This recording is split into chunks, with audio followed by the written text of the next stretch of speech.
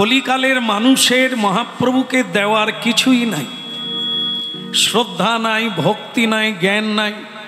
এই জন্য দুই হাত তোলার মানে হলো আত্মসমর্পণ। হে প্রভু, তুমি যা দিয়েছ সব তোমাকেই দিয়ে দিলাম, নিতাই গৌর। তাই এবার মহাপ্রভুর বাণী, যেহেতু চৈতন্যর মেলা, কিন্তু মেলায় ঘুরে ঘুরে দেখলে চৈতন্য কজনার আছে খুব সন্দেহ আছে। অচৈতন্য জীব মেলায় ঘুরে বেড়াচ্ছে, অথচ নাম হচ্ছে চৈতন্য মেলা। তা যাই, এখন মহাপ্রভু কি বলছেন দেখেন, 10-5 মিলি নিজ দ্বারেতে বসিয়া, এটা কলিযুগের ধর্ম, কীর্তন করহ সবে হাতে তালি দিয়া। বলে যারা তালি বাজালো না, পরের জন্ম হবে, জন্ম বন্ধ হবে না, কিন্তু হাত আর দেওয়া হবে না। কারণ কি, হাতের কোনো কাজ নাই। হাত মানুষকে দেওয়া হয়েছে কর্মের জন্য, সেবার জন্য। যদি না মা বাবার সেবা করে, সমাজের সেবা করে, ভগবানের জন্য হাতে তালি দিয়ে কীর্তন না করে, ফুল তুলে মালা না গাঁথে, তাকে আর হাত দিয়ে কি হবে? পরের জন্মে 4টা পা দেওয়া যাবে। তা আপনারা যারা, আপনাদের মধ্যেই অনেকে গ্যাপ আছে, মানে দেয়নি, তারা এখন ভাবছে দিয়ে দিলেই ভালো হতো। আপনাদের সুযোগ আছে, এখনো ঘন্টাখানিক হরিনাম হবে, আপনারা এর মধ্যে দিলেও এখনো চলবে। মৃত্যুর আগে পর্যন্ত কার্য সারতে হবে। কারণ আমরা জানি 80 লক্ষ জনির পরে মানব জন্ম, এটা সাধারণ জন্ম নয়। তো সেটা এবারে হারিয়ে ফেললে আবার ওই 80 লক্ষ জনির লাইনে দাঁড়াতে হবে। কীট পতঙ্গ, পশু পক্ষী, কৃমিকীট, লতা পাতা, গুল্ম, এগুলোর জন্ম হবে, যে জন্মে কৃষ্ণ বলা যাবে না, কেবলই এই মানব জন্মে বলা যায়। এই জন্য মহাপ্রভু কলিকালে স্বয়ং এসে এই নাম ধর্ম প্রচার করেছেন কলির মানুষের কল্যাণের জন্য। হ্যাঁ দেখেন, আমি একটা কথা বলতে, আমার এখানে সবই ভালো লাগছে, মানে একটা জিনিস খুব খারাপ লাগছে, বলবো না? একদিন আসছি, কেন কষ্ট দেব? হ্যাঁ বলে দিই নাকি? হ্যাঁ আমি তো চলে যাব, বলে দিয়েই চলে যাব। যেটা খারাপ লাগছে সেটা হলো এই যে বারবার বলা, এই ভগবান ছাড়া কিছু নাই, ভগবান ছাড়া গতি নাই, এই যা করে ভগবান মঙ্গলের জন্য, হ্যাঁ ভগবানের ইচ্ছা হলে সবই হবে, এই কথাগুলো ভালো লাগে না। আরে ভগবান যদি করবে তাহলে আমি কি করব? মানুষ খাটলে খেতে পায়, ভগবান কি কাউকে খেতে দেয়? মানুষ পরিশ্রম করলেই খেতে পাবে, কিন্তু ওই মাঝখানে ভগবান ভগবান, এইটা ঠিক আমাকে ভালো লাগে না। হ্যাঁ কিছু মনে করবেন না মন্ত্রী বল, তা আপনারা বুঝে নিলেন যে এখানকার পরিবেশের সম্পর্কে নয়। এক রাজা, তার বৃদ্ধ মন্ত্রী খুবই ধার্মিক লোক, যে কোনো কাজের কথা বললেই সে বলে ভগবানের ইচ্ছে যখন হবে নিশ্চয়ই হবে, তার ইচ্ছা ছাড়া গাছের পাতাও নড়ে না। আপন ইচ্ছায় জীব কোটি বাঞ্ছা করে, কৃষ্ণের ইচ্ছা নইলে জীবের বাঞ্ছা নাহি পুরে। এটি রাজার ভালো লাগে না, রাজা এটি পছন্দ করেন না। তাই মন্ত্রীকে বললেন, আপনার এই কথাগুলো আমি তখনই মানব যখন আপনি আমাকে যুক্তি দিয়ে বুঝিয়ে দেবেন ভগবান আছে কি না, এটাই বহু মানুষের সন্দেহ, আর আপনি বলছেন ভগবান ছাড়া গতি নাই। শোনেন মন্ত্রীবর, আমি আপনাকে 3টে প্রশ্ন করব, আপনি যদি যথাযথ উত্তর দিতে পারেন, যুক্তি দিয়ে বুঝিয়ে দিতে পারেন, তাহলে এই সকলের সামনে আমি কথা দিচ্ছি, আমিও প্রচার করব যে আপনারা নিয়মিত কৃষ্ণ নাম করুন, কিন্তু আমি ততক্ষণে বলতে পারবো না যতক্ষণ না আপনি প্রমাণ করতে পারবেন। হ্যাঁ, উল্টো দিকে তাকাবে না, তোমার গর্দান যাবার পালা। হ্যাঁ, উত্তর দিতে না পারলে তোমার ঘাড় থেকে মাথা নামিয়ে দেব, আর যদি উত্তর দিতে পারো পুরস্কারের সীমা থাকবে না। ঠিক আছে, এখন বলবো কি বলবো না, প্রশ্ন করব? আপনারা তো মন্ত্রী নয়, হাঁ হাঁ করছেন কেন? আপনারা শুধু ঘটনাটা শুনতে থাকুন আর অনুভব করুন। আপনাদের ভেতরেও এই প্রশ্ন আছে যে আমরা খাটি তো খেতে পাই, আমি করি তো কিছু পাই, তাই এর মাঝখানে ভগবানকে নিয়ে এত প্রচার, এত কীর্তন, এত কথা কেন? তাই এই প্রশ্নের উত্তর আপনারাও প্রাপ্তি হবে। তাই এখন বলছে, তাহলে আমি বলি, বলে মহারাজ, তদ বৃদ্ধি প্রণিপাতেন পরিপ্রশ্নেন সেবয়া। গীতা, শ্রীমদ্ ভগবদ গীতা, ভগবান শ্রীকৃষ্ণ অর্জুনকে বলছেন, তদ বৃদ্ধি প্রণিপাতেন পরিপ্রশ্নেন। প্রশ্ন না হলে উত্তর হবে না, শুনতে না চাইলে কথা হবে না। সুতরাং আপনি প্রশ্ন তো অবশ্যই করবেন, আমি ভগবানের কৃপায় চেষ্টা করব। বেশ, ঠিক আছে। তাহলে প্রথম প্রশ্ন হচ্ছে, ভগবান কোথায়? দেখি অনেক খাওয়া দাওয়া করেছ, আমারই মায় নাই খেয়ে বৃদ্ধ হয়ে গেলে, সংসার বাড়িয়ে ফেললে, এখন দেখি উত্তরটা কি দিতে পারো। হ্যাঁ মহারাজ বলুন, এ তো একটা প্রশ্ন গেল, আর দুটো কি কি? হ্যাঁ, ভগবান কোন দিকে তাকান? আর তেলো মাথায় তেল দেন না সবার দিকে তাকান? কার দিকে তাকান? যে দেয় তার দিকে তাকায়। যদি তাই হতো, জগতে এত গরিব মানুষ কেন, এত মানুষের এত দুঃখ কেন? ভগবান কোন দিকে তাকিয়ে আছে বলুন? হ্যাঁ, সবাই টান টান অবস্থা। কথাগুলো ঠিকই বলছেন মহারাজ, খালি হরি হরি করে, খালি কীর্তন গাইবে। এবার বলুক। আর একটা প্রশ্ন হলো, ভগবান কি করতে পারেন? তোমার ভগবান, মানুষ যে কি করতে পারে সে আমরা দেখতেই পাচ্ছি, কিন্তু তোমার ভগবান কি করতে পারে এটা তুমি বলবে। মন্ত্রী বলে, মহারাজ আপনার প্রশ্নগুলো ভালো, তবে এই প্রশ্ন করলেন আর উত্তর দিয়ে দেব, হবে না। আপনি আমাকে 1 সপ্তাহ সময় দেন, কারণ এটি ভাববার আছে, এটি বোঝার আছে, এবং আপনাকে বোঝাতে হবে। তার মানে একটু সময় লাগবে। সব কিছু তাড়াহুড়োতে হয় না। ধৈর্যের ফল হচ্ছে মিষ্টি, অধৈর্যের ফল হচ্ছে তেতো। আপনারও জানা আছে। হ্যাঁ, তাড়াহুড়ো করতে নেই। এই জন্য আপনাকে বলি, আমাকে 1 সপ্তাহ সময়। ঠিক আছে, ঠিক আছে, এ সবাই শুনে নিলেন। 1 সপ্তাহ পরে আপনি উত্তর দেবেন, অবশ্যই দেবেন। আর তবে আপনি বেঁচে থাকবেন, পুরস্কার পাবেন, হরিনাম গাইবেন, তো ঠিক আছে। যদি না পারেন, সকলের সামনে আপনার ঘাড় থেকে আমি মাথা নামিয়ে দেব। এখন ভক্তমণ্ডলী মায়েরা, মন্ত্রী বাড়ি চলে গেল, বলে তো দিলেন রাজাকে 1 সপ্তাহ।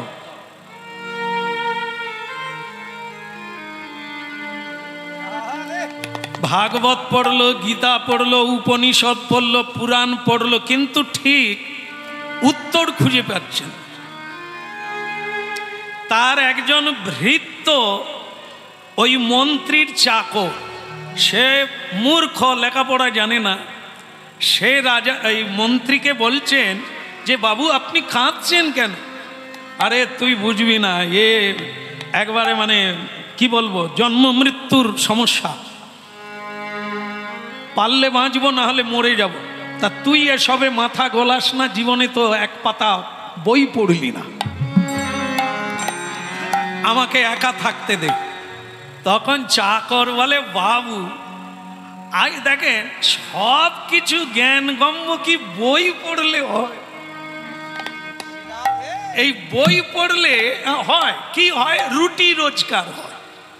এই যেমন সব বাবা মা ছেলে মেয়েকে হরিনাম শুনতে দেয় না, কোথাও তীর্থে নিয়ে যায়, পড়, পড়লে নম্বর তুলবি, নম্বর তুললে চাকরি পাবি, চাকরি পেলে টাকা পাবি, টাকা পেলে গাড়ি চড়বি, আর আমরাও পায়ের উপরে পা দিয়ে খাবো, পড়। আমার মনে হয় আপনারা মিলিয়ে নিচ্ছেন, এটা বাড়ি বাড়ি শব্দ উঠে। না লেখাপড়া করলে না খেয়ে মরবি, এটা পড়। তাহলে কিসের জন্য পড়া?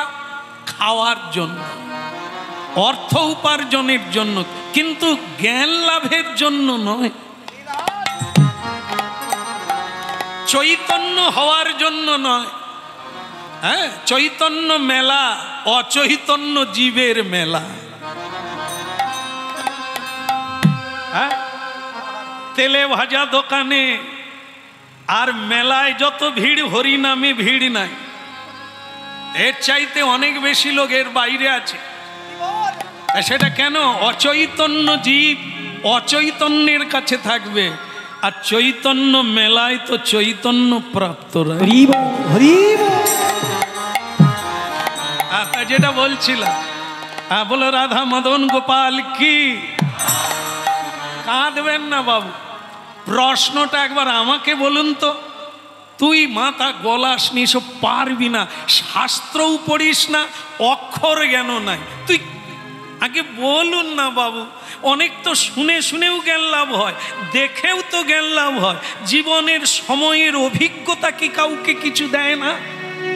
আপনি বলুন না, আমি আগে শুনি, অন্তত শুনবি। বলতো ভগবান কোথায় থাকে তোর মগজে আছে?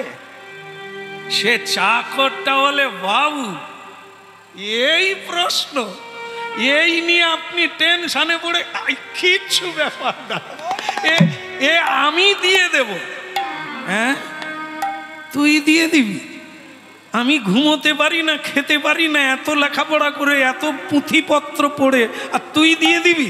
বলে, বাবু দ্বিতীয় প্রশ্নটা বলুন। বলতো ভগবান কোন দিকে তাকায়?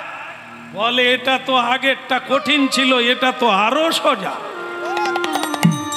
বলে, বলছিস? বলে, বলছি। বলে, তারপরেরটা বলুন।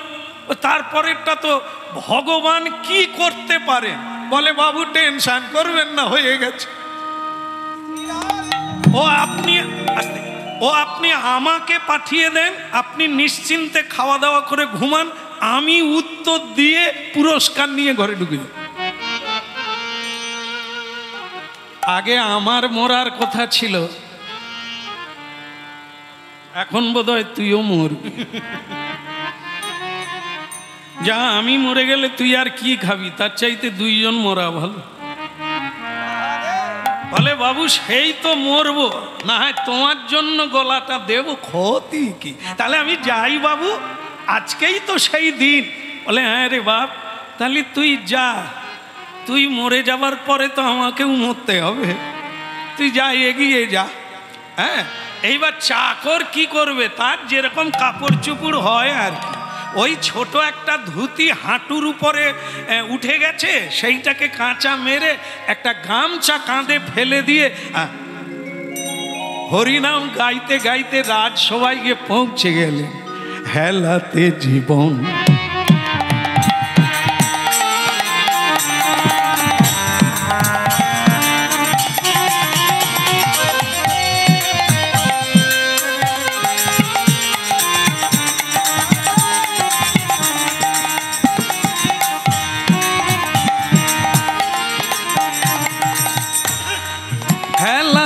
জীবন আরে মন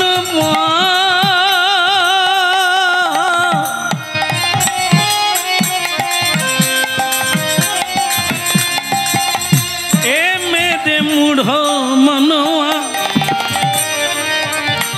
এই যে জীবন এই যে মানব জীবন, এ তো হেলা ফেলার জীবন নয়। ৮০ লক্ষ বার জন্মের পরে তবে পেয়েছ এমন সাধের মানব জীবন।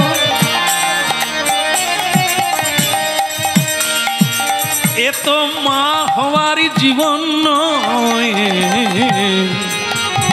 এ তো শুধু বাবা হওয়ার জীবন নয়। এ যে হরি বলার জীবন, দুটি বাহু তুলে বলো একবার নিতাই গৌর। হেলাতে জীবন যাপিও না, যুগল কিশোর চরণ ভজ। ওই না হেলাতে জীবন যাপিও না, যুগল কিশোর চরণ ভজ। যুগল কিশোর চরণ ভজ, হেলাতে জীবন যাপিও না। এ মূর্খ, এই জীবনটা তুমি কিভাবে খরচা করবে আয়ুকাল তোমার হাতে। ভগবান কটা নিঃশ্বাস পাবে তুমি দিয়ে পাঠিয়ে দিয়েছে। এখন তুমি তাস খেলে কাটাবে, না সুরাপান করে কাটাবে, না ম্যাগাজিন দেখে কাটাবে, না জুয়া খেলে কাটাবে, না সিরিয়াল দেখে কাটাবে। আয়ু তোমার, খরচাও তোমার। স্বাধীন জীবন কি করবে তাই কর। হেলাতে জীবন একই টাইম, হরি বলো কৃষ্ণ বলো নিতাই বলো, ওই একই টাইম। হেলাতে জীবন যাপি ওনায়া, যুগল কিশোর চরণ ভজ। হেলাতে জীবন যাপিও নাম, যুগল কিশোর চরণ ভজ। চরণ ভজ তোজি ভোগে আশা নামে মকরম, রে পিপাসু মন আমার মধুপে মজ। তোজি ভোগ আশা নাম মকরন্দে, ওরে পিপাসু মধুদেব ওরে পিপাসু মনে মধুপে মজ। হেলাতে জীবন যাপিও না।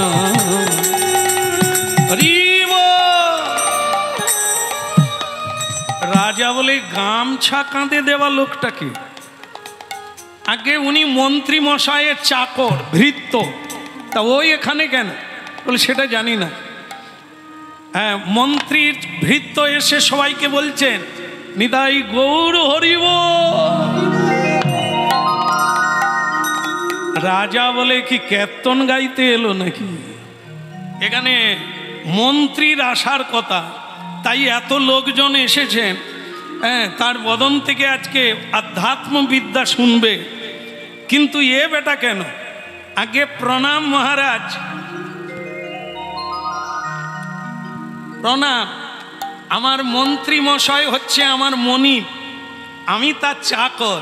বলে সে দেখেই বোঝা গেছে অভদ্র কোথাকার। এত গণ্যমান্য ব্যক্তি মান্যবর্গণ আছেন, আর তুই হতভাগা একটা গামছা পরে ঢুকে গেলি। এই জন্য বলে এসব ছোট লোকেরা এই অসভ্যই হয়।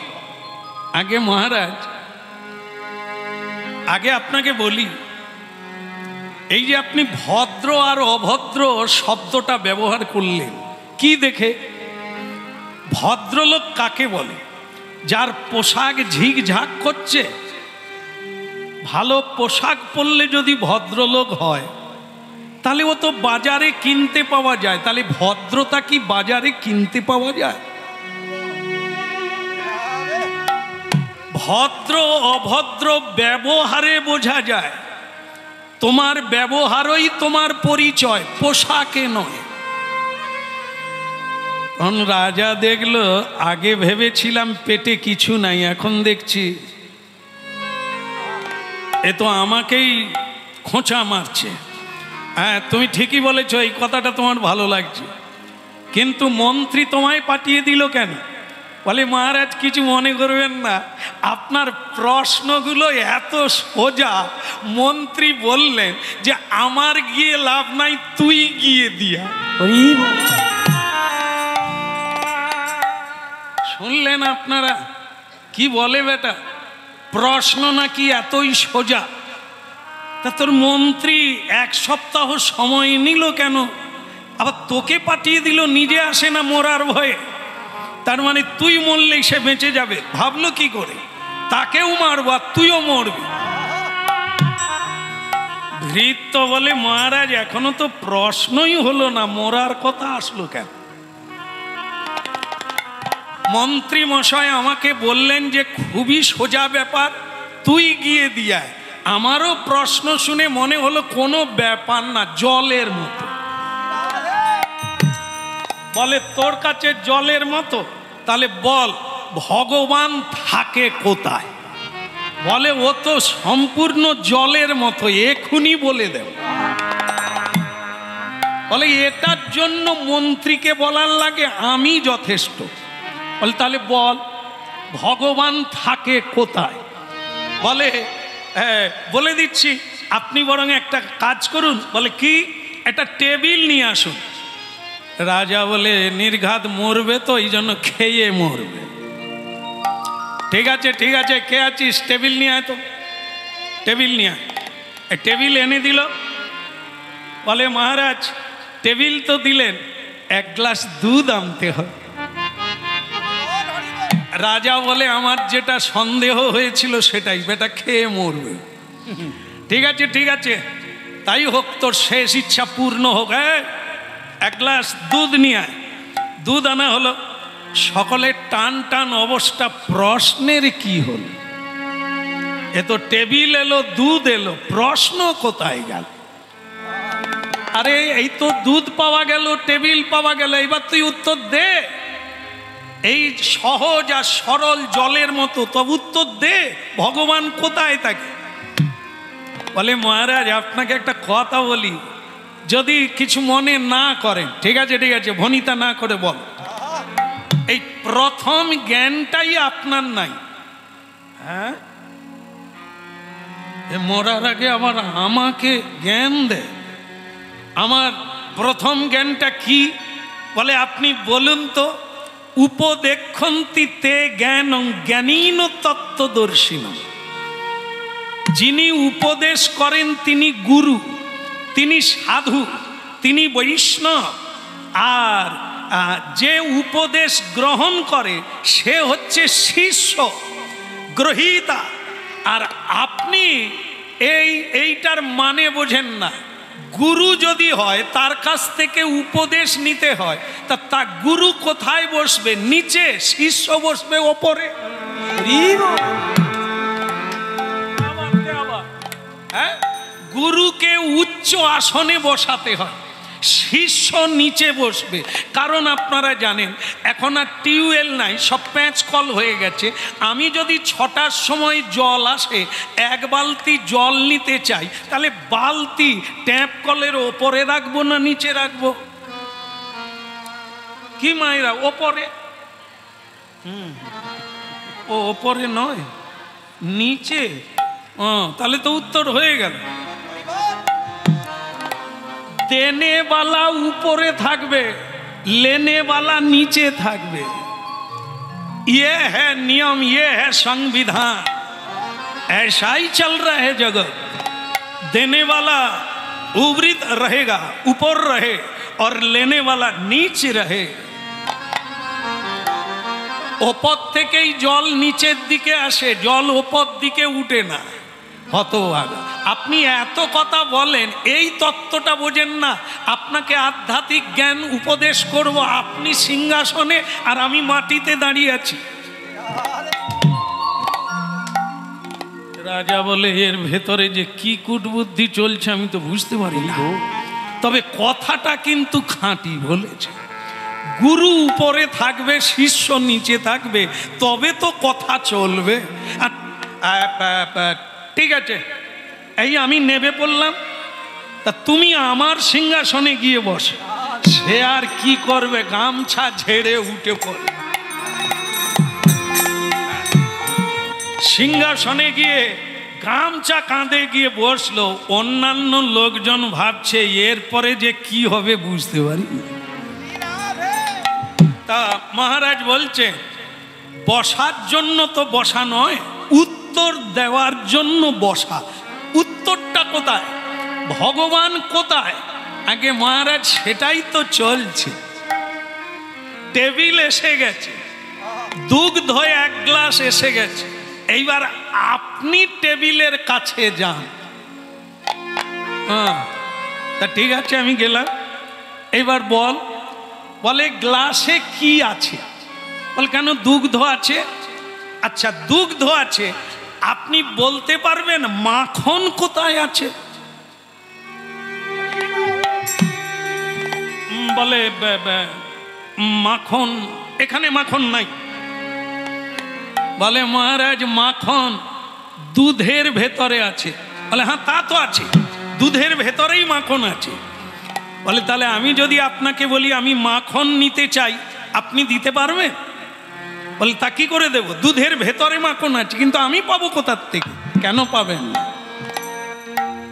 দুধ গরম করুন, দুধ ফুটিয়ে ওকে দই বসিয়ে দেন, দই বসানোর পরে ওকে মন্থন করলে মাখন উঠবে। আপনার প্রশ্নের উত্তর দেওয়া হলো। হরি কোথায় নেই, সর্বং ইদং খলিদং ব্রহ্ম। ইট পাথর কাঠ পিপিলিকা দানব মানব সর্বময় তিনি আছেন, কিন্তু আপনি তাকে পাবেন কোথায়? দুধের মধ্যে যেমন মাখন আছে, কিন্তু পাওয়া যাবে না। দই বসাতে হবে, মন্থন করতে হবে, তবে গিয়ে মাখন উঠবে।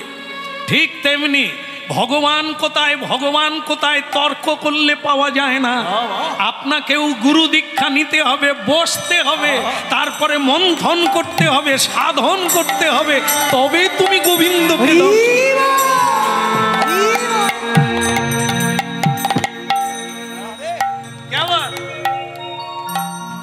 রাজা বলে আমি একে যা ভেবেছিলাম এ তো তা নয়, এ তো সাংঘাতিক জ্ঞানী। এ দেখো তুমি কিছু মনে করো না বাবা, দেখে তো মানুষ চেনা যায় না, তার সঙ্গে ব্যবহার করতে হয়। তাকে বুঝতে গেলে অনেক সময় লাগবে, তাকে বুঝতে গেলে তার স্তরে আমাকে পৌঁছাতে হবে। ধন্যবাদ, ধন্যবাদ। আমি অভিভূত তোমার প্রশ্নের উত্তর শুনে, আমি খুব খুশি। যুক্তি দিয়ে একবারে প্র্যাকটিক্যাল দেখিয়ে তুমি বুঝিয়ে দিলে ভগবান ভগবান করলে ভগবান পাওয়া যায় না। ভগবান সবার মধ্যে আছে, ভগবান সর্বত্রে আছে। হ্যাঁ, ভগবান সব কিছুতে আছে, আছে বলেই তুমি দেখতে পাবে না, তাকে দেখার প্রক্রিয়া আছে। দুধে মাখন আছে বললেই পাওয়া যাবে না, তাকে মন্থন করতে হবে, এই সাধন করতে হবে, ভজন করতে হবে, বসতে হবে, তবে তো তুমি তাকে পাবে। ভালো লেগেছে? কিন্তু দ্বিতীয় প্রশ্নের উত্তরটা যদি তুমি দাও আমি খুব খুশি হব। বলুন, দ্বিতীয় প্রশ্ন হলো ভগবান কোন দিকে তাকান? হ্যাঁ, তা তুমি এটা বলবে, এই সকল মানুষ টান টান হয়ে শুনছে, তারাও শুনবে, আর আমিও শুনে তোমায় পুরস্কৃত করব। তো বলে মহারাজ হয়ে যাবে, আপনি এই দুধের গ্লাসটা সরিয়ে নেন, নিয়ে একটা মোমবাতি নিয়ে আসুন। রাজা বলে এবার কি ঘরটর পুড়াবে না কি করবে রে বাবা? আর মোমবাতি নিয়ে এসো। মোমবাতি আনা হলো। তা বলে উত্তর কোথায় গেল? বলে ওর মধ্যেই আছে, মোমবাতির ভিতরে। আপনি একটা দেশলাই দিয়ে মোমবাতিটা জ্বালিয়ে দেন। বলে জ্বালানো হলো। জানালা দরজা বন্ধ করে দেন রাজপ্রাসাদের। জানালা দরজা বন্ধ হলো, এইবার তো বলো। হ্যাঁ, এইবার আপনি বলবেন মহারাজ আলোটা কোন দিকে যাচ্ছে। ঘরের মধ্যে মোমবাতি জ্বালা হলো, দরজা জানালা বন্ধ হলো, মোমবাতির আলো কোন দিকে যাচ্ছে?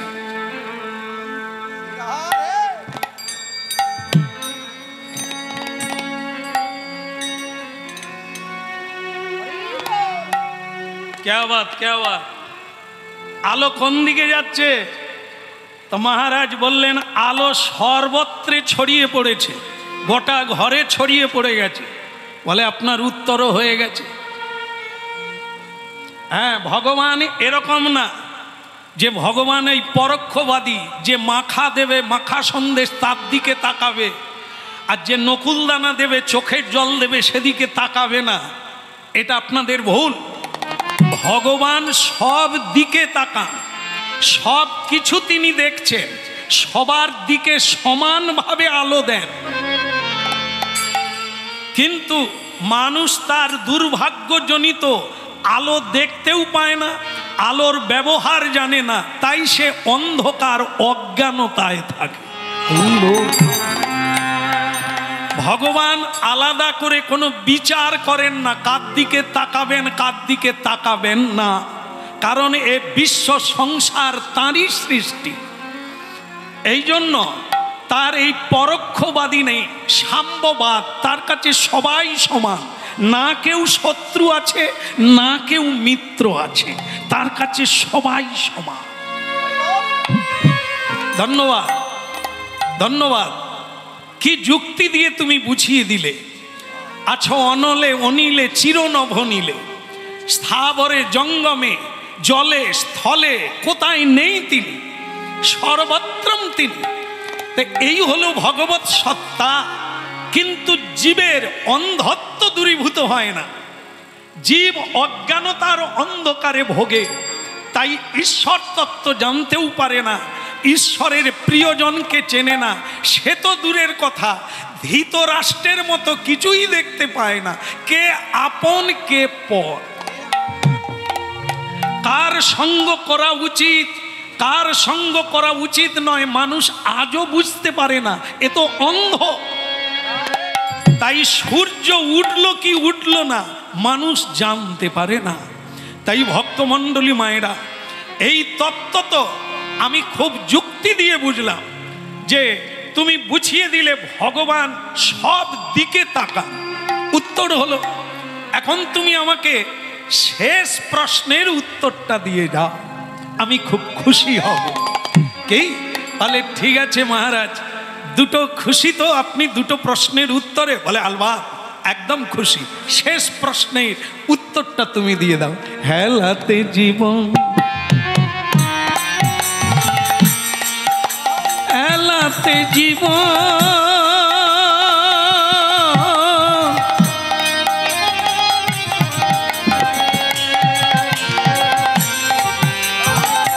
আরে জীবন ওই তো জীভোগে আশা হরিনামি মকরন্দে, তো জীভোগ আশা হরিনামি মকর। যত ভোগ তত রোগ, যত ত্যাগী তত যোগী। ত্যাগী জীবন, ত্যাগী সুখময়, ভোগেই শোক ভোগেই রোগ। তো জীভোগে আশা হরিনামি মকরন্দে, রে পিপাসু মন মধুপে মজ, রে পিপাসু মন মধুপে মজ। হেলাতে জীবন আর জাপিও নাম, যুগল কিশোর চরণ ভজ। হেলাতে জীবন, নিতাই গৌর হরিব।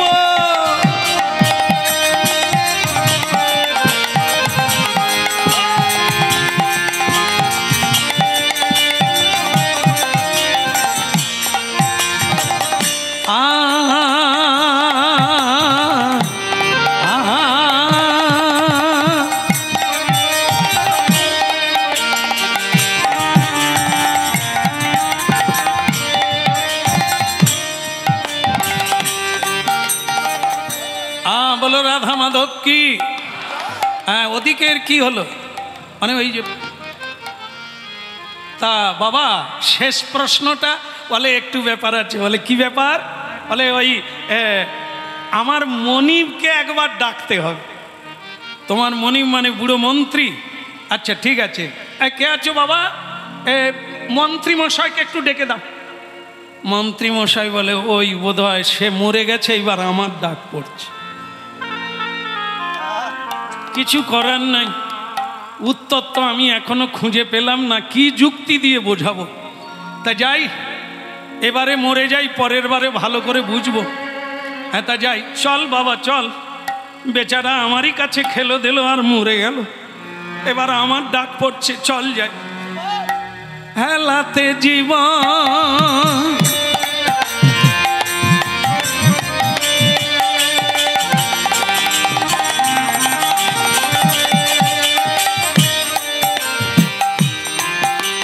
একবারে লোকে লোকারণ, তিল ধারণের জায়গা নেই। আর তার মাঝখানে বৃদ্ধ মন্ত্রী হরিনাম গাইতে গাইতে পৌঁছে গেল। ভগবান যা করে মঙ্গলের জন্য, মরে যাওয়াই ভালো, অনেক দিন তো বাঁচলাম, এবার হরিবোল বলতে বলতে মরে যাই, কোনো দুঃখ নাই। গিয়ে দেখে অবাক কাণ্ড। কি?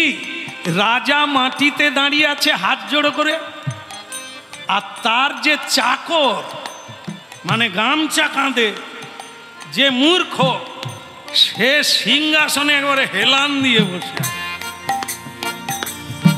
সে মন্ত্রী বলে ওরে হতভাগা রে, হয়তো খানিকক্ষণ পরে মরতাম, তোর জন্য আগে মরে যেতে। ওরে তুই হথা বসছিস কেন? ওটা তো রাজার সিংহাসন, ওরে তুই নেবে আয়। সে তখন আরো কায়দা করে বসছে। হ্যাঁ, রাজামশাই মন্ত্রীকে প্রণাম করে বললেন, আসুন মন্ত্রীবর, পূজ্যবর, হ্যাঁ ভক্তিপ্রবর, আসুন আসুন। মন্ত্রী বলে রাজা এত সম্মান করে কেন? কি ব্যাপার? ওই শেষ সম্মান দেখিয়ে দিচ্ছে মনে হয় আর কি। তা আসুন আসুন, আপনার সিংহাসনে আপনি বসুন। মহারাজ ওকে ক্ষমা করে দেবেন, ও তো মূর্খ, আমি ওকে কিছু শিখাতে পারিনি, বোঝাতে পারিনি, ও আপনাকে মাটিতে নামিয়ে দিয়েছে। বলে সে কথা পরে, আপনি এখন আপনার জায়গায় বসুন, কাজ চলছে। হ্যাঁ, তা কি হয়েছে? বলে বাবা এইবার তুমি এই শেষ প্রশ্নের উত্তরটা দিয়ে দাও। তো তখন সেই ভৃত্য মানে চাকর বলছে, এখনো উত্তর দিতে হবে? ভগবান কি করতে পারেন এটা কি আপনার এখনো দেখতে পাচ্ছেন না? মগজে ঢুকছে না? দেখুন না এই অবস্থাটা, দেখুন কিরকম। যে রাজা সে মাটিতে দাঁড়িয়ে আছে হাত জোড়ো করে, আর যে চাকরের চাকর সে সিংহাসনে বসে আছে। ভগবান কি করতে পারেন আপনি জানেন? আরে আজকে রাজা কাল সে ফকির, যে ভিখেরি সে রাজা হয়, যে রাজা সে ভিখেরি হয়। লায়লা আয়লা হুদ হুদ ফনি এগুলো যখন আসে, কোন রাজা, কোন মন্ত্রী, কোন নেতা, বিজ্ঞানী একে আটকাতে পারে? হ্যাঁ, মানুষ যতই অহংকার করো, লাফালাফি করো, টিকবে না। কারণ শ্রী ভগবান কি না করতে পারেন? এই তো গতকাল ভূমিকম্প হয়ে গেছে, যারা নিউজ দেখেন তারা জানেন, উনি এক সেকেন্ডে সারা পৃথিবীর মানুষকে এক জায়গায় কাঁড়ি করে দিতে পারে, জলের তলায় পৌঁছে দিতে পারে। এত কিছু ঘটছে, তার ভিতরেও যারা অচৈতন্য হয়ে থাকে তাদের চৈতন্য মেলায় আসা দরকার আছে।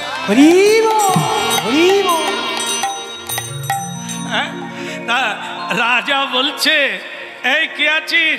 স্বর্ণমালা ফুলের মালা নিয়া, হ্যাঁ নিয়া, ওই নিয়ে এসে আগে এই মন্ত্রীর ভৃত্যকে মালা পরা।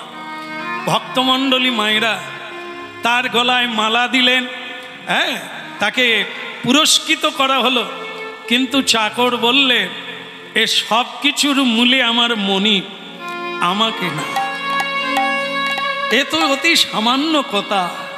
এটা আমি মনিবকে অভয় দিয়ে বলেছিলাম যে পড়াশুনো লাগে না, লেখাপড়া লাগে না, কেউ যদি প্রকৃতভাবে ভগবানের চরণে শরণ নেয়, কেউ যদি সৎ মানুষের সঙ্গ করে, সে ঈশ্বর তত্ত্ব জানবে। তাকে বেদ বেদান্ত পড়ার লাগে না, তাকে পড়ার লাগে।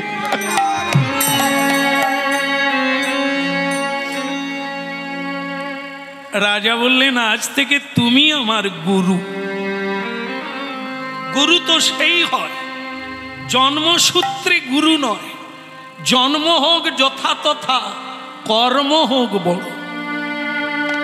এ পৃথিবীতে পৃথিবী তাকেই পুরস্কৃত করে, কর্মে মহান, ধর্মে মহান। এই হলো পুণ্যভূমি ভারতবর্ষ, যেখানে পুনঃ পুনঃ বারবার ভগবান নেমে এসেছেন, বারবার মহাপুরুষগণ এই পৃথিবীকে ধন্য করেছে। এই সেই ভারতবর্ষ, যেখানে মাথা ঠেকালেই পুণ্যভূমির ধুলা আপনার ললাটে ঠেকে যাবে। তাই আজ থেকে তুমি আমার গুরু। তুমি যে চৈতন্য দিলে আমাকে, ভগবত তত্ত্ব সন্ধান দিলে, তুমি আমার। তাই ভক্তমণ্ডলী মায়েরা, এই অনেক অনুষ্ঠান আছে, অনেক অনুষ্ঠান হবে আমাদের জীবন, কিন্তু কোনো অনুষ্ঠানের সঙ্গে এই অনুষ্ঠানের তুলনা করা যাবে না। এ অনুষ্ঠানের দ্বারা মানবের চেতনা হবে, হারিয়ে যাওয়ার চেতনা ফিরে পাবে, হারিয়ে যাওয়ার ঠিকানা ফিরে পাবে, নিজের বাড়িতে নিজেরা ফিরে যাবে। এই হরিনামের দ্বারা, এই চৈতন্য কথার দ্বারা মানুষ তার নিজের ভবনে ফিরে যাবে। হ্যাঁ, আমাদের বাড়ি কারো এখানে নয়, আমাদের বাড়ি হচ্ছে গোলক বৃন্দাবন, ভগবান শ্রীকৃষ্ণের চরণারবিন্দ। অনেক জন্ম ভুলে গিয়েছি, তাই আমরা হারিয়ে গেছি সংসার জঙ্গল। এখন আমরা আবার ফিরে যেতে চাই শ্রী চরণারবিন্দে। তাই এই চৈতন্য মেলা, তাই এই চৈতন্যের হাট। এই হাটে প্রণাম করে বসতে হয়। যে যেখানেই কথা শুনতে যান, এই যে তত্ত্বটা শুনলে, সব সময় এই স্টেজকে, এই মঞ্চকে, সাধুকে গুরু বলে ভাবতে হয়। বন্ধু বলে ভাবলে হবে না, দাদা বলে ভাবলে হবে না, ভাই বলে ভাবলে হবে না, আত্মীয় বলে ভাবলে হবে না, গুরু মানতে হবে। এই জন্য অর্জুন যখন ভগবানকে গুরু মানলেন, তখন গিয়ে গীতা উপদেশ দিলেন, তার আগে না। উনি বললেন, আমি শিষ্য হলাম আপনার, আপনি আমার গুরু, কি উচিত কি অনুচিত আপনি বলবেন। এই হরি কথা শোনার তাৎপর্য হলো এটাই, যেখানে আমরা জীবনকে ফিরে পাবো, তার জন্যই এই মেলা তৈরি করা, এই অনুষ্ঠান করা। মেলাতে মজা নেওয়ার জন্য নয়, এই খেলাম দিলাম, নানা জিনিস কিনলাম, এ মজা চৈতন্য মেলা বাদেও বহু মেলা হয়। এর বৈশিষ্ট্য হলো চৈতন্য সত্তাকে ফিরে পাওয়া। কে সেই চৈতন্য, কেন তিনি চৈতন্য হয়ে এলেন আমাদের হরিনাম দিতে, সেটা বুঝতে হবে। আর সেটা যদি না বোঝা হয়, এটা সাধারণ একটা মেলাই হয়ে যাবে। প্রতি বছর লোক বাড়বে, কেনাকাটা বাড়বে, ব্যবসা হবে, এটা মেলা হয়ে যাবে। চৈতন্যের মেলা হবে না যদি না মানুষের চৈতন্য হয়। এই জন্য এই মেলার উদ্দেশ্য হচ্ছে অচৈতন্য জীবকে চৈতন্য দেওয়া। বলিয়ে গৌরাঙ্গ মহাপ্রভু কি, বাল গোপাল কি, সুবুদ্ধি রায় কথা শুনবো আজকে, চৈতন্যের কথা, সুবুদ্ধি রায়ের কথা শুনবো। আরে বল রে বদ,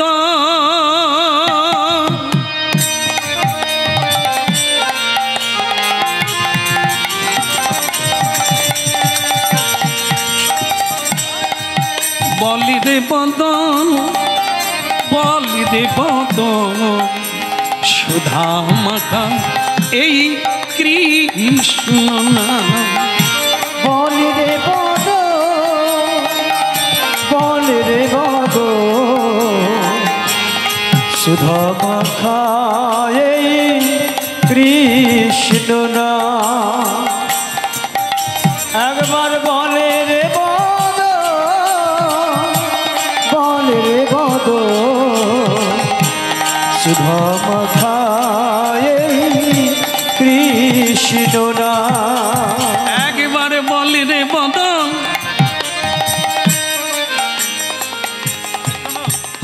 যাদের যাদের দরকার আছে তারা বাইরে গিয়ে বসুন। এটা আপনাদের দেখছে তো সবাই, ক্যামেরা হচ্ছে। আপনার দরকার থাকলে বাইরে গিয়ে বসুন, দরকার মিটান। এই উঠা যাওয়া করছেন, আসা যাওয়া করছেন। অবশ্য শুনে নিয়েছি, এখানে আসা যাওয়া করবেন না। বলো গৌরাঙ্গ মহাপ্রভু কি। তাই ভক্তমণ্ডলী মায়েরা, কেউ মরে গেলে আগুন কোথায় দেয়? পায়ে। কোথায়? আপনারা কি মরে গেছেন নাকি? তাহলে কি করে জানলেন মুখে দেয়? আর অনেকের মুখে দিয়ে দিয়েছে তো আগুন। বলো রাধার রমণ কি। জয় হোক। তাহলে কেউ মরলে আগুন কোথায় দেয়? মুখে। আচ্ছা, মুখে আগুন কেন দেয়? কানে দেয় না, নাকে দেয় না, হাতে দেয় না, পায়ে দেয় না, মুখে কেন দেয়? এই কারণে দেয়, কায় মন দেহ, মানে কায় মন বাক, তিনটে জিনিসের দ্বারা জীবন ধন্য হয়। তিনটে জিনিসের দ্বারা মানুষ অধম জনিতে চলে যায়। সেটা কি? কায় মানে শরীর, বাক মানে বলা, বাক্য শব্দ, আর মন মানে চিত্ত। এই তিনটে জিনিসের দ্বারা মানুষ পুণ্য অর্জন করে, মহানুভবতা হয়, দেবতা হয়ে যায়। কেমন? আবার এই তিনটে জিনিসের দ্বারা মানুষ নরাধম হয়ে যায়, জানোয়ার বেনে যায়, পশু বেনে যায়, জেলখানায় ঢুকে যায়। এই তিনটে জিনিসের দ্বারা। এই জন্য মুখে আগুন দিতে হয়। কেন? বলি রে বদন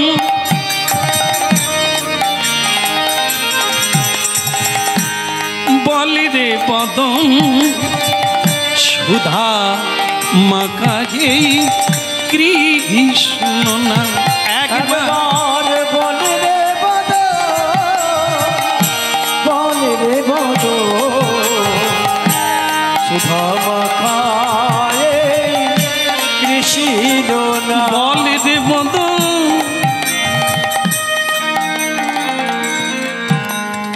মন্ত্র উচ্চারণ করতে গেলে, কৃষ্ণ কীর্তন করতে গেলে আচমন করতে হয়। সেটাও কানে নয়, নাকে নয়, গলায় নয়, মুখে।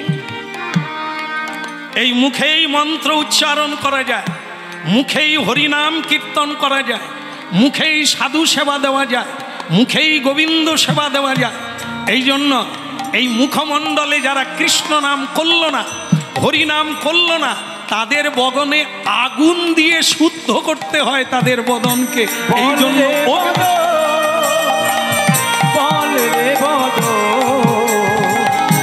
সুধা মাখায়ে কৃষ্ণ না। একবার এই জন্য সময় থেকে বলতে হবে, হরে কৃষ্ণ হরে কৃষ্ণ কৃষ্ণ কৃষ্ণ হরে হরে, হরে রাম রাম রাম হরে হরে। বলি রে বদন বলি রে বদন সুধা মাখায়ে কৃষ্ণ। একবার বলে রে বদ বলে রে বদ শুভম খায় কৃষ্ণ না। আচ্ছা, হরিনামে ভুলে যাব যেটা বলা কমিটিবৃন্দের পক্ষ থেকে, সেটা হলো এই, ভিক্ষা করেই, মানে তিল তিল করে তাল হয়, বিন্দু থেকে সিন্ধু হয়।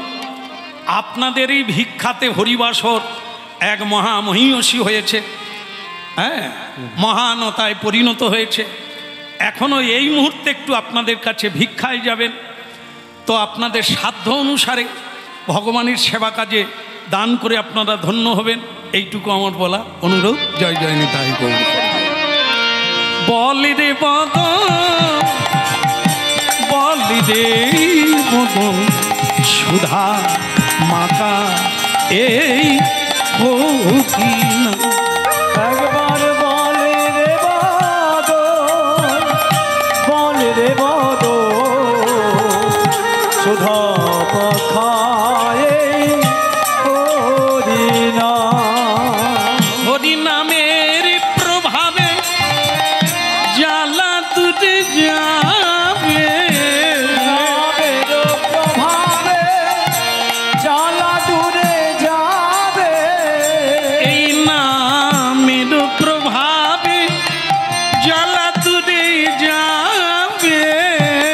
হরি নামের প্রভাবে জ্বালা দূরে যাবে। সুশীতল হবে প্রাণ, বল রে বদন, বল রে বদন, সুধা মাখা এই কৃষ্ণ নাম। একবার বল রে বাদল, বল রে বাদল, সুধা মাখায় কৃষ্ণ নাম। মধুমাখা হরিনাম, সুধা মাখা কৃষ্ণ নাম। মধু মাখা হরি নাম, সুধা মাখা কৃষ্ণ নাম। মধুমাখা হরিনাম, সুধা মাখা কৃষ্ণ নাম। এই মধু মাখা হরি নাম, সুধা মাখা কৃষ্ণ নাম। দান দেন আর গান শুনতে থাকুন, সময় কাউকে ক্ষমা করবে না। এই একই সময়ের মধ্যে আমাদেরও সেই তত্ত্বটাকে বুঝে নিতে হবে। বলো গৌরাঙ্গ মহাপ্রভু কি। ভক্তমণ্ডলী মায়েরা, আজকে আমরা ইতিহাস থেকে সুবুদ্ধি রায়, চৈতন্যাব্দ, চৈতন্যের সমকালীন যে লীলা ঘটল, মহাপ্রভু কি দিতে এলেন, আজ আমরা কোন ধারায় আছি, এখনো কৃপা কেন হচ্ছে না, এর অবধাবন হবে। সুবুদ্ধি রায় গৌড়ের এক প্রধান, গৌড়ের রাজা সুবুদ্ধি রায়। সেই সুবুদ্ধি রায় আসলে কি জানেন তো, আমরা যারা মানুষ বেহুশ হয়ে পড়ি, যখনই অহংকার আসে, ভগবান আমাদেরকে পদচ্যুত করে, পদচ্যুত করে। যে যেখানে আমরা আছি, এই জায়গাটাকে ভগবানের দান বলে মনে করতে হবে, আর না হলে কিন্তু তিনি পদচ্যুত করিয়ে দেবে, মানে ওই জায়গা থেকে আপনাকে নামিয়ে দেবে। কেউ অহংকার করতে পারবে না যে তোমার চেয়ে আমি বড়, কখনোই না। কারণ গাড়ির চাকা উপরের অংশটা উপরে, চাকার নিচের অংশ নিচে। তো উপরের অংশ বলছে এই দেখ তুই নিচে আমি ওপরে, তখন নিচের অংশ বলছে যে গাড়ি একবার চলা শুরু হোক, কে উপরে আর নিচে তখনই বোঝা যাবে। এর নাম হচ্ছে কর্মচক্র। আজকে এক অবস্থায় আছি, কালকে এটা থাকবে না, কারোরই জীবনে থাকবে না। এ অবস্থার পরিবর্তন মুহুর্মুহু, দণ্ডে দণ্ডে, পলে পলে। অতএব টেনশন না, চিন্তা না, আর ভবিষ্যৎ না। আধ্যাত্ম তত্ত্বে বলা হয়েছে শুধু বর্তমানকে নিয়ে বাঁচুন, কারণ ভবিষ্যৎ কারো হাতে নাই। কালকে আপনি বাঁচবেন কি না আপনার কোনো গ্যারেন্টি নেই। যদি কালকে মরে যান, তাহলে কালকের ভবিষ্যৎ ভাবনা ভেবে আপনি কি করলেন? আজকের দিনটা মাটি করে আগামী দিনের কথা ভাবলেন, আজকেও মাটি কালকেও মাটি।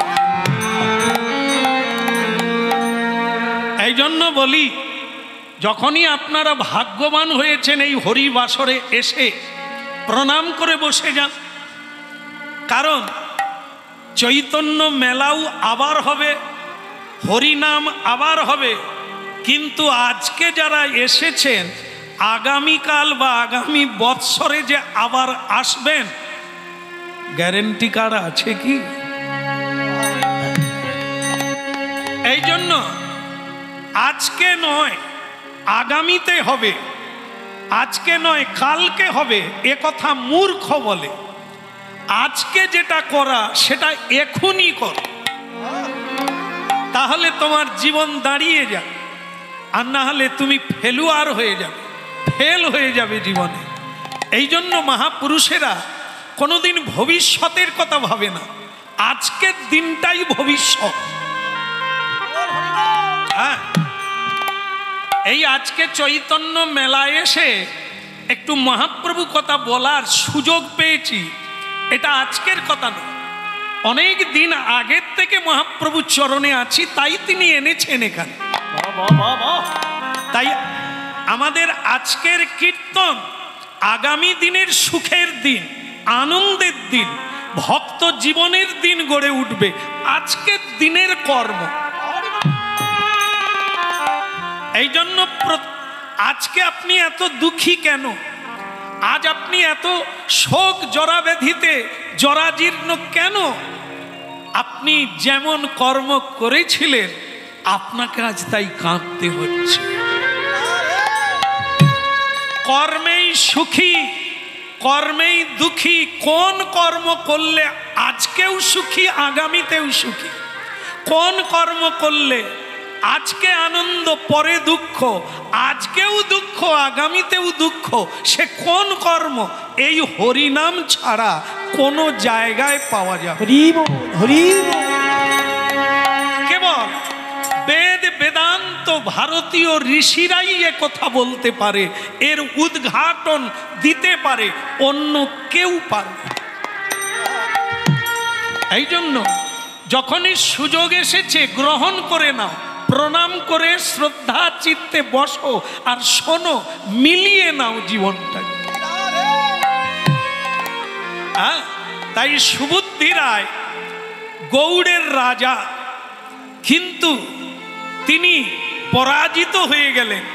হুসেন শাহ, ইতিহাস, হুসেন শাহ তার চাকর ছিল, ভৃত্য ছিল, সে হলো রাজা।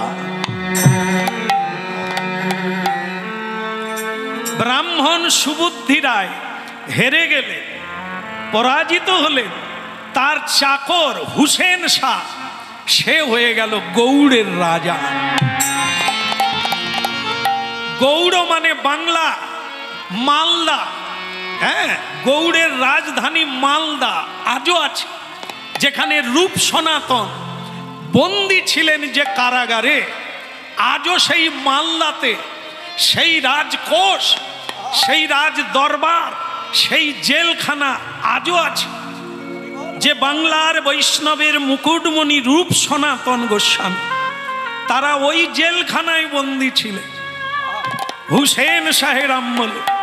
তাই ভক্তমণ্ডলী মায়েরা, সেই হুসেন শাহ রাজা হলো, তবে একটা মানবিকতা রেখে। হুসেন শাহ সুবুদ্ধি রায়কে ত্যাগ করলেন না, তাকে কাজ দিলেন, সম্মান দিয়ে কাজ দিলেন। কেন না? আপনি আমার গুরু, আপনার কাছ থেকে রাজনীতি শিখেছি, কর্মময় জীবন প্রাপ্ত হয়েছে, আপনি আমার গুরু, তাই আপনাকে আমি ত্যাগ করতে পারি না। আপনি আমার রাজ দরবারে উচ্চ আসনে বসে কর্ম করুন।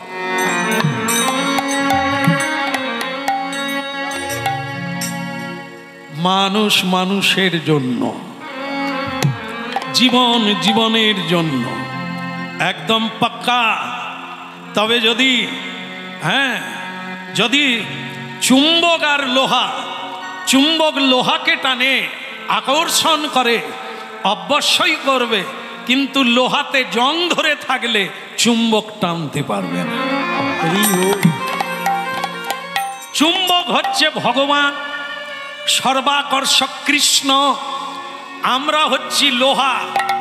আকর্ষণ আছে কিন্তু ভগবানের সঙ্গে যোগ হতে পারি না, কারণ আমাদের মধ্যে কামনা বাসনারূপী কাদামাটি লেগে আছে।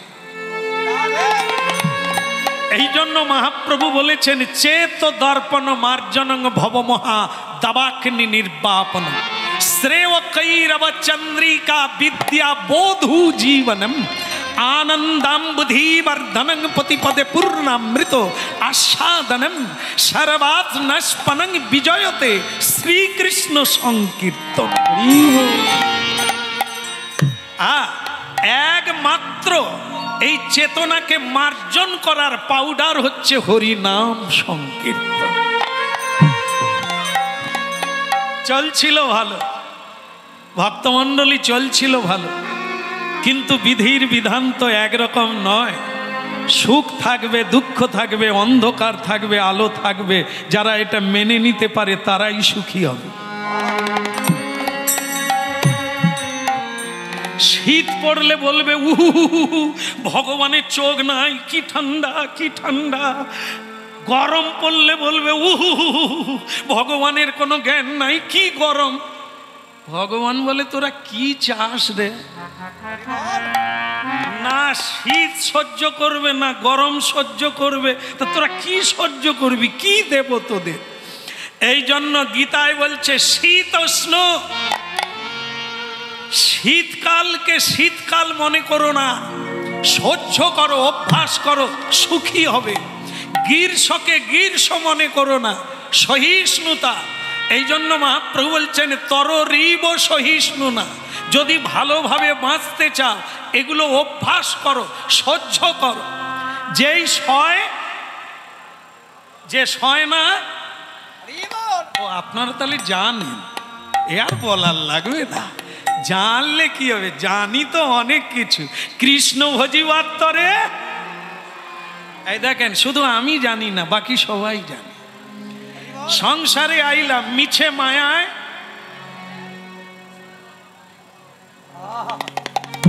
একটা পায়। শুনুন কাহিনীটা, মুখস্থ কোনো কাজ হবে না, এই মনে রাখাটা কোনো কাজ হবে না। তার একটা দৃষ্টান্ত দিই। একটা পায়রার দল, পায়রা জানেন? পায়রা জানেন না ঠাকুমা? ওই যার বীজ আছে খাওয়া হয়। ঠাকুমা হ্যাঁ, উড়ে উড়ে যায়। এই তো ঠাকুমা যুক্তি দিয়ে, বিজ্ঞান উড়ে উড়ে যায়, যাকে কবুতর বলে। হ্যাঁ, পায়রার দল মিটিং করছে। মিটিং করে কি না বলছেন, আমাদের তো পায়রা সব ব্যাদ ফাঁদ পেতে জাল পেতে ধরে নিচ্ছে, কি করা যাবে? পায়রার দলেও মোড়ল আছে, যেরকম আমাদের সমাজে মোড়ল আছে। হ্যাঁ, তা সে পায়রার দলের মোড়ল বলছে দেখতেই পাচ্ছি দল কমে যাচ্ছে, আমার 3টে উপদেশ যদি শোনো তাহলে আর কেউ জালে ধরা পড়বে না, মারা পড়বে না। বলবো বলবো পাকা টাকা বন্ধ করে শুনে নাও। কি গরম পড়েছে, হায় মাগো, যদি এই কমিটি একটু এসি লাগাতো কি ভালো হতো। দিয়ে দেবে মা, দিয়ে দেবে, কই বাত নাই। পাখা নাড়বেন তো কথাটা আগে শুনে নেন, কারণ পায়রার দলের মোড়ল বলছে মন দিয়ে চোখে চোখ রেখে কথা শুনতে হয়, নাহলে ভালো শোনাও যাবে না, বোঝাও যাবে না, আর কিছু করতেও পারবে না। হ্যাঁ শোনো, মন দিয়ে শোনো। ব্যাধের জালে বসবো না, ব্যাধের খাবার খাবো না, ব্যাধকে ধরা দেব না। 3টে মুখস্থ করো। ব্যাধের জালে, ব্যাধের খাবার, ব্যাধকে ধরা। মুখস্থ হয়ে গেছে? হ্যাঁ, বেনিয়াম ছাত্র, হ্যাঁ ট্যালেন্ট।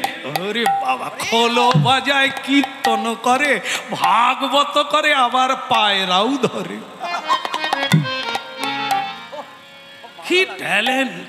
হ্যাঁ, তা যাই হোক, 3টে কথা পায়রার দল মুখস্থ করে নিল। বেদ কিন্তু ধূমপান করতে করতে জাল কাঁধে নিয়ে চলে এলো।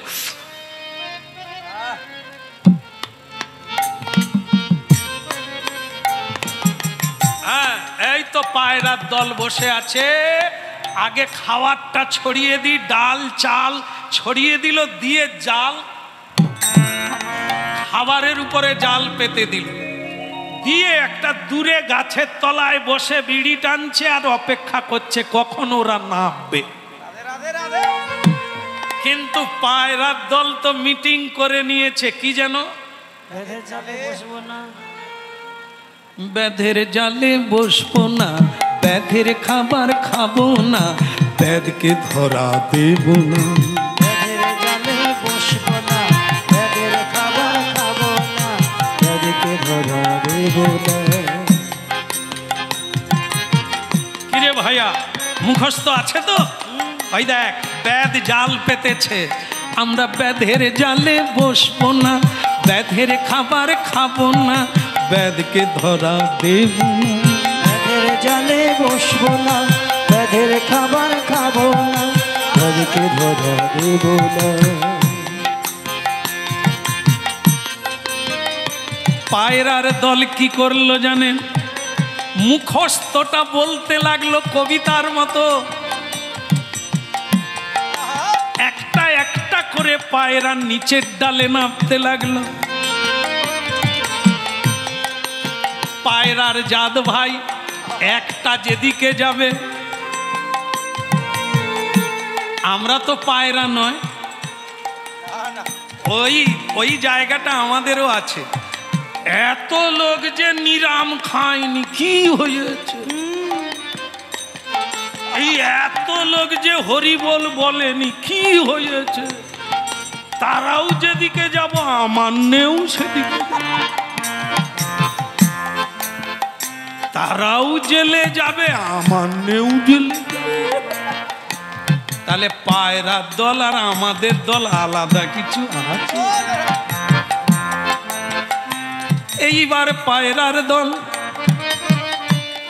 ওই জালে বসলো, সব দলটাই জালে বসলো। কিন্তু তারা বলছে, মোড়ল কি বলেছিল মনে আছে? বলে হ্যাঁ, ব্যাধের জালে বসবো না, ব্যাধের খাবার খাবো না। আর বসেনি, তার তো বসে পড়েছে। আমাদেরও এই জায়গাটা মিল আছে, মুখস্থ অনেক কিছু আছে, জানি আমরা, কিন্তু মানি না। এই মায়ার জালে আমরা পড়ে আছি কেন? ওই জন্য অনেক কিছু মুখস্থ আছে, জীবনে প্রয়োগ নাই। তাই ব্যাধের জালে বসলো, কিন্তু মুখস্থটা বলল। এদিকে খাবার, ব্যাধের খাবার খাবো না, ব্যাধের খাবার খাবো না, টুক টুক করে খেতে লাগলো। পুরো দলটাই খেলো। তারপরে যা হয়, এ পা টান টান কেন রে? বলে পা টান টান হোক আর যাই হোক, মনে রাখ না, ব্যাধের জালে বসবো না, জালে বসবো না, ব্যাধের খাবার। জালে জড়িয়ে গেছে, তারপরেও কীর্তন করছে। ব্যাধের জালে বসবো না, এটা তো না বসা উচিত ছিল, তবে তো হরিনাম শোনা ঠিক হবে। শুনলি, মুখস্থ করলি, তবু জালে গিয়ে বসলি। যা খেলে চিত্ত চঞ্চল হবে, যা খেলে হরি ভজন হবে না, তা খাবো না। শুনলাম, বুঝলাম, কিন্তু খাবার সময় ছেড়ে দিলুম না, খেয়ে নিলুম। তাহলে আপনি জালে পড়বেন না, মায়ার জালে কি অন্যজন জালে? ব্যাধের জালে বসবো না, ব্যাধের খাবার খাবো না, ব্যাধকে ধরা দেব না। ব্যাধের জালে বসবো না, ব্যাধের খাবার খাবো না, ব্যাধকে ধরা দেব না। জালে সবাই জড়িয়ে গেল। ব্যাধ উঠে এসে জালটা গুটিয়ে নিয়ে কাঁধে করে নিয়ে বাজারে চলে গেল। মোড়ল মগ ডালে বসে আছে। কিরে তোদের কি দুর্দশা? বলে আপনার কথা তো জানি, তবু কেন জালে পড়ে গেল? মোড়ল বলে জানার জন্য বলা নয় রে, মানার জন্য বলা। মহাপ্রভুর কীর্তন শুধু শুনবি নয়, মানবি, তবে তো মানব হবি, না হলে তো দানবে পরিণত হবি তোরা। মহাপ্রভু তো শুধু শোনাতে আসেনি, জানাতে এসেছে, করাতে এসেছে, বদল করতে এসেছে, জীবন বদল। তাই ভক্তমণ্ডলী মায়েরা, এরকম মুখস্থ আমরা অনেকে অনেক কিছু জানি, মাইক্রোফোন পেলে থামবার উপায় নেই, কিন্তু জীবনে সে তুলসীতে জল দানও করেনি। আমাদেরকে বলেন অনেকে, হ্যাঁ জেলায় জেলায় কীর্তন গাইছি তো প্রতিদিন। অনেকে এসে বলে, শ্যামসুন্দর প্রভু আপনি যেসব কথাগুলো বলেন না, ও আমার সব জানা। হ্যাঁ, আমার বাড়িতে আমার বাপ ঠাকুর দাদা, বাপ ঠাকুর দাদা একটা বড় মহাভারত রেখে গেছে, ভাগবত। আমার দিকে তাকাচ্ছেন? এরা তিলক বি দিয়েছে, হ্যাঁ, আবার ধূমপান করছে, পান চিবোচ্ছে উদ্ভটের মতো। এরা বলছে আমার বাড়িতে মহাভারত আছে, ভাগবত আছে, আমি একবারে মুখস্থ করে ফেলেছি, বহুবার পড়েছি। না, ও পায়রার দলেরও অধম। পড়ার লাগবে না, যদি কোনোদিন প্রকৃত গুরুর চরণে গিয়ে পড়ে, এই বদ অভ্যাসগুলো চলে যাবে। যেটা মহাপ্রভুর প্রসাদ নয় তা কোনোদিন মুখে দেবে না।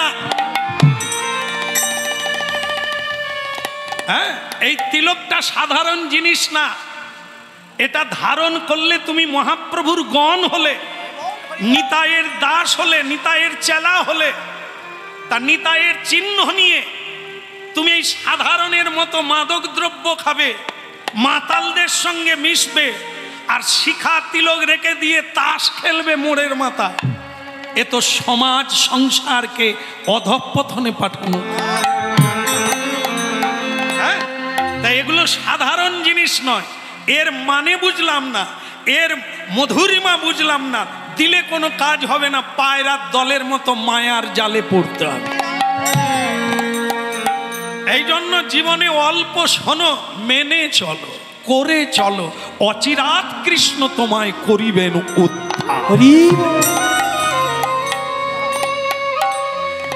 রাধা কৃষ্ণ প্রাণমোদ যুগল কিশোর, রাধা কৃষ্ণ প্রাণমোদ যুগল কিশোর, রাধা কৃষ্ণ প্রাণমোদ যুগল কিশোর, রাধা কৃষ্ণ প্রাণমোদ যুগল কিশোর।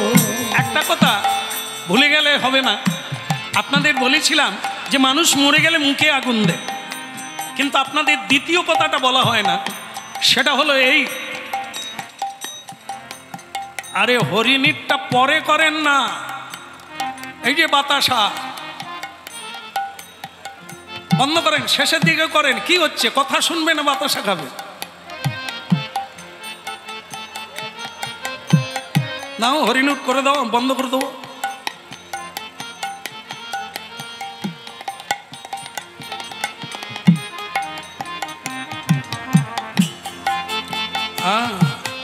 আরে কত বাতাসা এখানে নিয়ে আসুন না। বলো রাধা মাধব কি? হ্যাঁ, ঠাকুমাগুলো হামাগুড়ি দিয়ে বাতাসা ঘুরাইতে যাচ্ছে। হায় রে, কি বাতাসার আশা এখানে আসা। বলো রাধা মাধব কি? থাকবে, সব কিছু চলবে, তবে এরকম চলবে না, সব সিস্টেমে চলতে হবে। আর সেখানে আবার দিচ্ছে, কই বাত নেই, কমিটির হয়তো নিয়ম এরকম আছে নাকি। চলবে, এতে দই বসবে ভালো।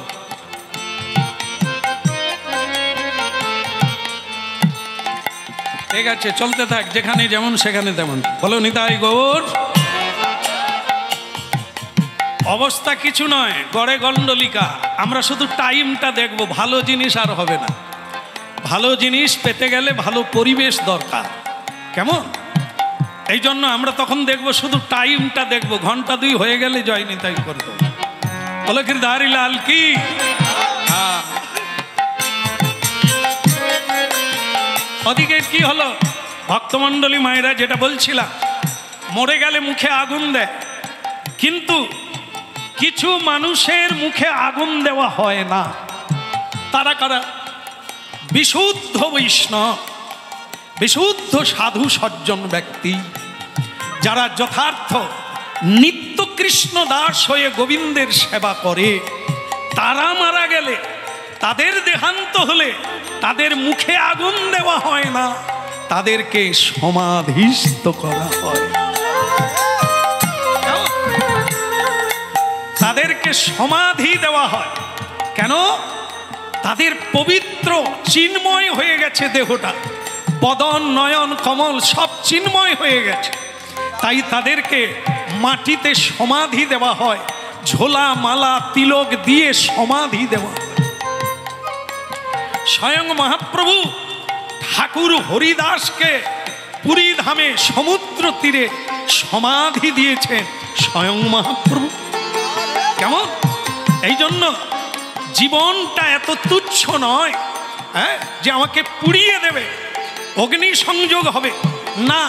আপনি হরিনাম করুন, বিশুদ্ধভাবে শ্রীকৃষ্ণের ভক্ত হয়ে যান, পৃথিবীরও কল্যাণ হবে আর আপনারও কল্যাণ তো হবে।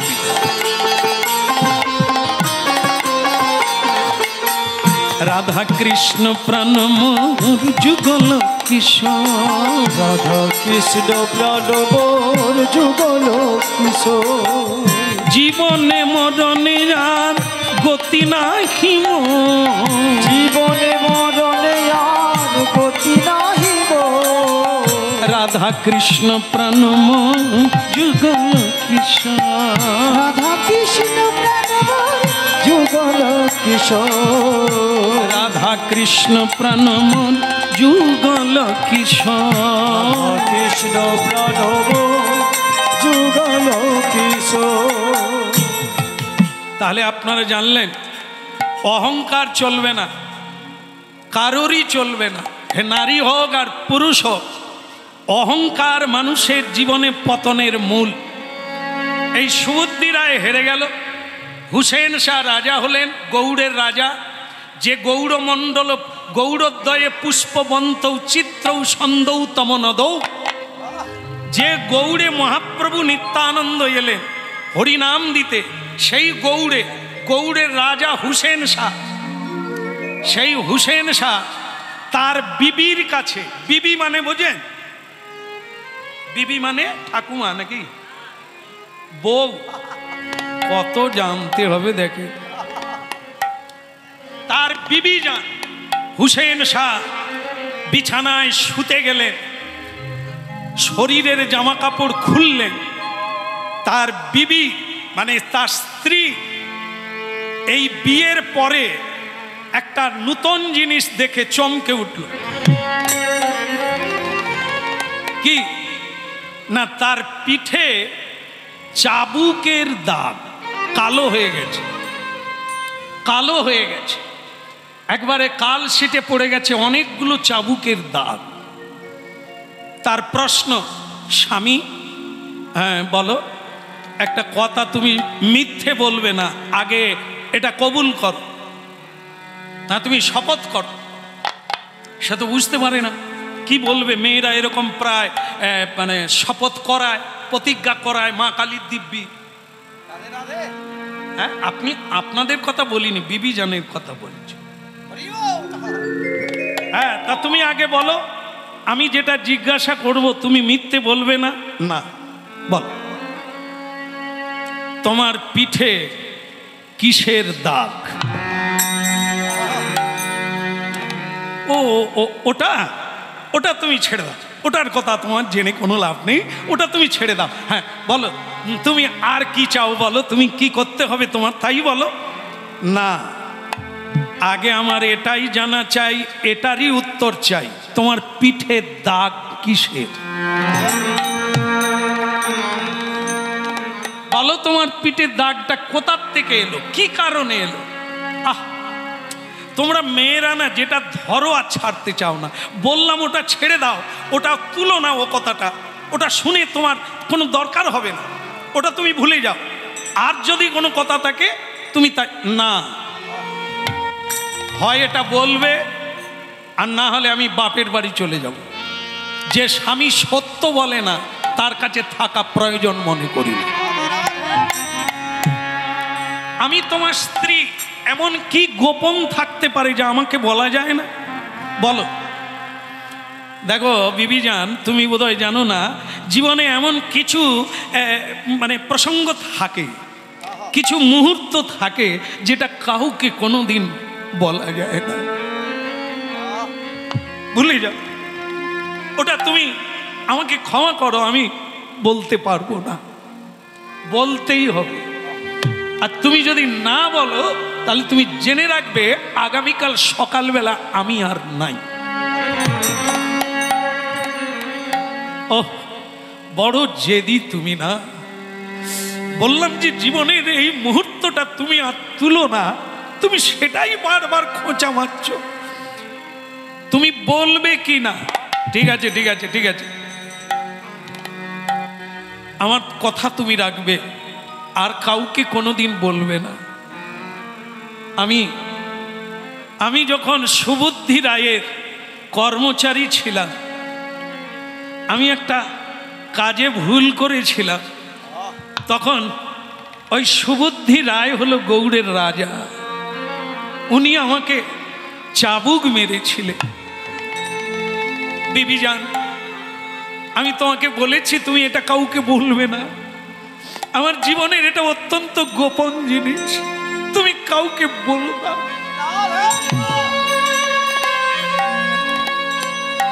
উনি আমাকে রাস্তার উপরে ফেলে দিয়ে অকথ্যভাবে আমাকে চাবুক মেরেছিলেন, সেই দাগটা আজও থেকে গেছে। লক্ষ্মীটি, তুমি কাউকে বলো না এটা। ছি ছি স্বামী, ছি।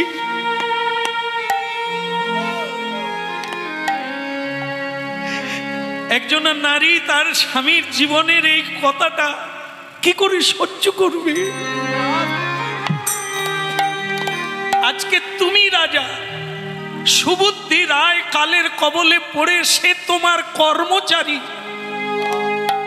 তুমি তাকে এখনো রেখেছো সুস্থ করে, তুমি তার প্রতিশোধ নাও না, তুমি তাকে এখনো চাবুক মারো না।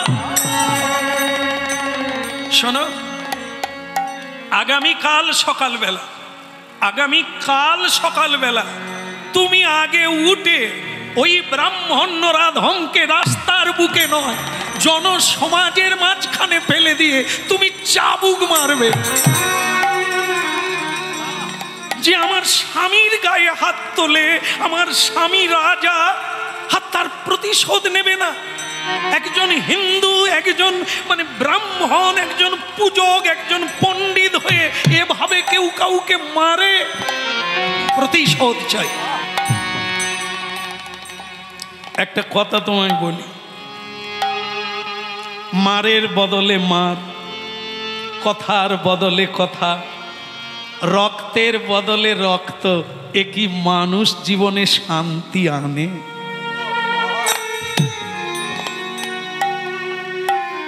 রক্ত নিলে রক্ত দিয়ে রক্তের ঋণ শোধ করতে হয়। যুদ্ধ আর এই হাঙ্গামা করে কখনো মীমাংসা বা শান্তি আনা যায় না, আনতে হয় মীমাংসা করে। তিনি একজন ব্রাহ্মণ নয় শুধু, আমার কাছে তিনি গুরু। গুরু কেবল মৌলিকতায় নয়, মৌখিক নয়, আমি তাকে যথার্থ গুরু মানি। আমি মুসলিম, তিনি হিন্দু। আমি এ জাত মানি না, আমি মানি তিনি আমাকে অনেক কিছু শিখিয়েছে। তার এই মারাটা অন্যায় হয় না, তিনি অন্যায় করে মারেন না। আমি অপরাধ করেছিলাম, আমি কর্মে ভুল করেছিলাম, তিনি আমাকে তাই চাবুক মেরেছে, আমি সেখান থেকে অনেক শিক্ষা পেয়েছি। হ্যাঁ, এখানে অনেকেই আছেন যারা আগে পড়াশুনো করেছেন, আগে কিভাবে স্কুলে ছাত্রছাত্রীর উপর মাস্টারের প্রতাপ ছিল, দণ্ড ছিল, শাসন ছিল, তারা লেখাপড়া যেটা শিখেছে আজও আছে। আর আজকে ছাত্ররা মাস্টারকে ঘেরাও করছে উল্টো, ছাত্ররা মাস্টারকে মারছে, তাহলে কে কার কাছ থেকে জ্ঞান লাভ করবে? আজকে মারলেই মার খাচ্ছে। মা বাবাও যদি সন্তানকে মারে, সন্তান মা বাবাকে মারছে, তো মানুষ কোথায় পাবে? চৈতন্য মেলায় সব অচৈতন্য। এই জগৎটাই তো চৈতন্যের মেলা, আর তাতে আমরা সব অচৈতন্য হয়ে আছি। বিদ্যা বুদ্ধি পেটে তো একটাও নাই, নোট নিয়ে লেখাপড়া করা। এই শেষ, পরীক্ষা শেষ, আর সব বিদ্যা উবে গেল। কোনো জ্ঞান নাই, বিবেক নাই, বুদ্ধি নাই, বিশ্বাস নাই, শ্রদ্ধা নাই, ভক্তি নাই, তো জীবন চলবে কি? এই জন্য শোনো বিবিজান, তুমি বলেছো এটা তোমার ক্রোধের বিষয়, কিন্তু বিষয়টা ক্রোধের নয়। কালের কবলে সকলকেই এরকম হতে হবে। কি? চিরদিন।